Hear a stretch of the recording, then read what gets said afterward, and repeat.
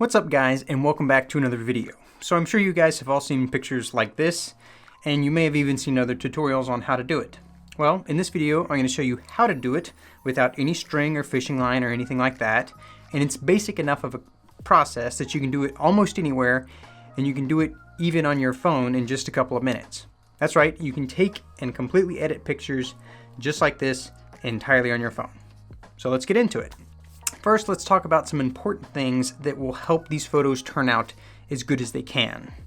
You absolutely must use manual camera settings for this kind of photo. We're going to be changing what's on the screen, and we don't want the camera changing colors between shots because that'll make things a lot more difficult to match up when we're trying to edit these photos.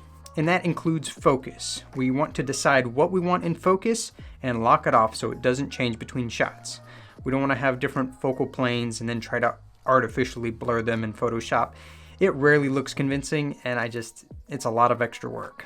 Next, you'll probably want a tripod, or at least someone holding the phone up against like a wall or a tree or something to hold the phone still. This is to keep the photos as lined up as possible. That way it's easier to match them when we're editing them.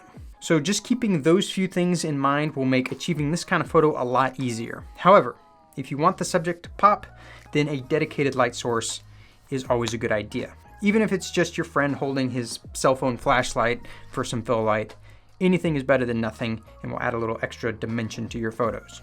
So before we move on, if you liked the video, don't forget to drop a like down below and subscribe too, maybe if you want to see some more of my videos. Moving on.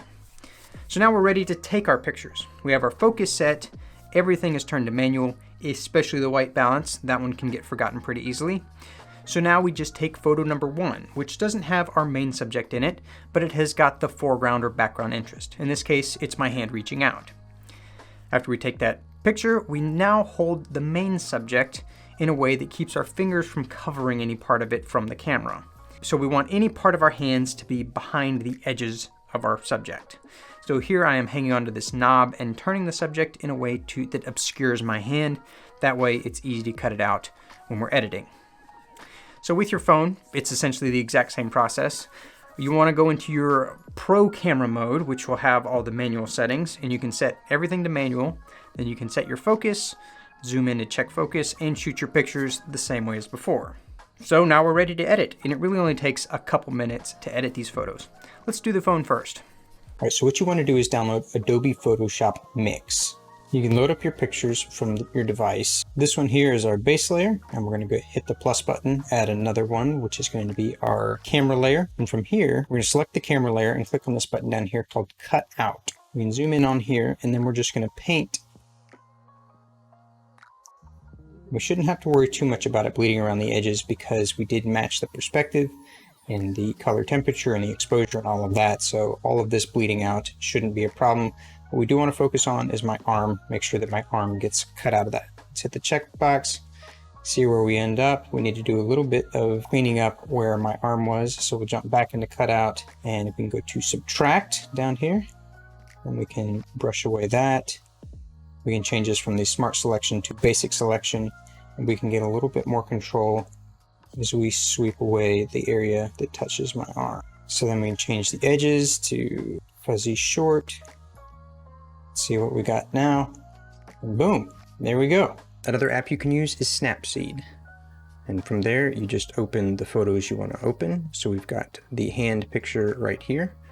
We're going to go into tools and go down to double exposure here. That'll let you add a second picture. For some reason it came in sideways, so I'm just going to scale that, place it where it needs to go. And now what I'm going to do is change this completely to where I can only see the camera and hit the checkbox. So now you can't see my hand, but what we want to do is go up here to this layers and edit buttons, view the edits, and then here we can click on the double exposure edit and brush out what we want to see. So we can change this to 100% on the double exposure, and we're just going to sit here and brush out the camera here. We really only have to be careful when it comes to my arm here. So I'm going to change the double exposure down to 0.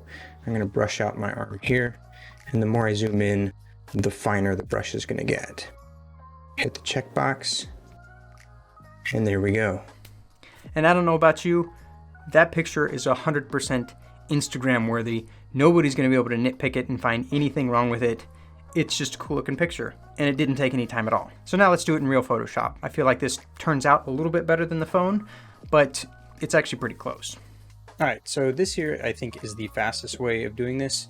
So you can see, look at the background, there's no real change in the color or exposure at all, which is what we want. So now we can edit both of these pictures together to get the colors that we want. Once we do that, we select both of them, edit in, open as layers in Photoshop.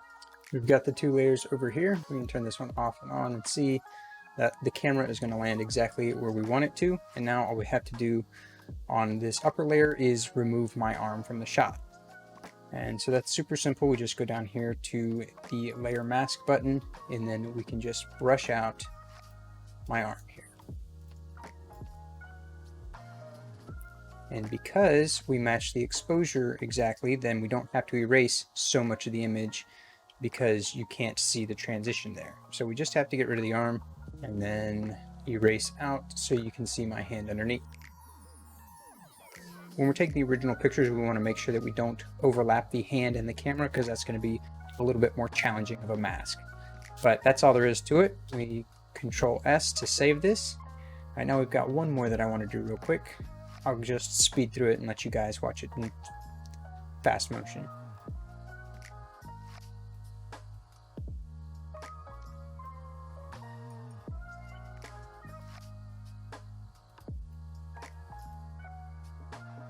So I'm sure there's some alternative method to doing that in Photoshop.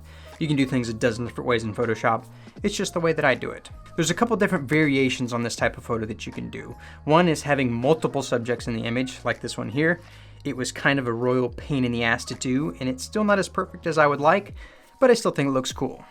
But having so many pictures, it's just going to add time to taking the photos as well as editing them all together. So it's really up to you. One thing that I did mess up here in this picture was that the first image I took, I got too focused on trying to get the position of the lens just right, make sure it was in focus, and I missed the fact that my hand was covering up parts of the lens, so I had to retake that image. And for holding round objects or weird shaped stuff, I used a piece of tape like this, so it gave me a little handle to hold on to so I could get my fingers out of the way. It's very risky holding a lens like that, so I just don't recommend it. Another variation is you yourself being in the shot. This is really helped by having a second person there to take the picture for you and hand you your subject so you don't have to move. But all I had was a remote trigger and it worked out all right. You want to make sure you move as little as possible in between shots and when you're trying to hold the subject in place. I did take several pictures for this one just to make sure I had one that worked well for the edit. And this is how it turned out. So there you have it, floating stuff pictures on your phone in just a few minutes. I hope you guys liked this video. If you did, don't forget to hit that subscribe button down below and be sure to hit the bell icon as well if you want to be notified when I post. So thanks for watching, and I'll catch you guys in the next one. Peace.